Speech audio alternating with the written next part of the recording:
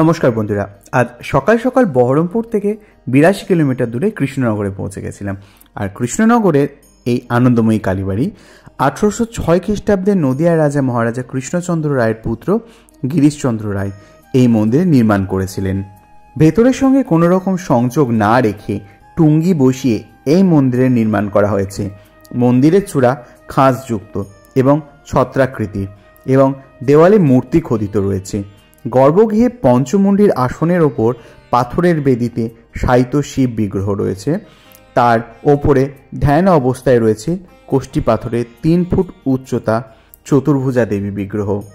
মহারাজা কৃষ্ণচন্দ্রের পৌপুত্র মহারাজা গিরিশচন্দ্র রাজ্যলাভের 2 বছর পর কৃষ্ণনগরে বর্তমান এই আনন্দময়ী তলায় একটি মন্দির নির্মাণ করেন। আনন্দময়ী কালীমূর্তি প্রতিষ্ঠা করেন। প্রতিষ্ঠাকাল হল 1804 খ্রিস্টাব্দ। মন্দিরটি অল্প উঁচু ভিত্তিবেদির উপর স্থাপিত। একটি সমতল ছাদ বিশিষ্ট দালানের ওপর একটি উচ্চ শিখর স্থাপিত, যা বর্গাকার 4 চালা শৈলীর। মন্দিরটি ইট নির্মিত, কোনো টেরাকোটার কাজ নেই। তবে পঙ্খের কিছু কাজ আছে, লতা পাতার কাজই কিন্তু বেশি রয়েছে এই মন্দিরে। মন্দিরের ভেতর শায়িত মহাকালের ওপর আসীনা দেবী আনন্দময়ী কালীমাতা।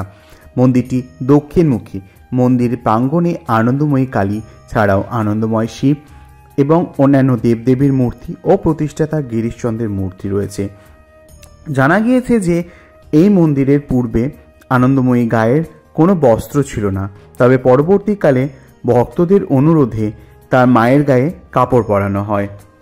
এই মন্দিরটি সকাল 6টা থেকে বেলা 2টো পর্যন্ত খোলা থাকে, আবার বিকেল 4টে থেকে রাত্রি 9টা পর্যন্ত খোলা থাকে। আর এই মন্দির যেতে গেলে তোমাদের সবথেকে সহজ উপায় হচ্ছে কৃষ্ণনগর স্টেশনে নেমে স্টেশনের বাইরে থেকে যে কোনো টোটোর মাধ্যমে তোমরা আনন্দময়ী কালীবাড়ি যেতে পারো, যার মূল্য পড়বে 10 টাকা, অথবা তোমরা পায়ে হেঁটে মিনিট 15 গেলে এই মন্দির পেয়ে যাবে।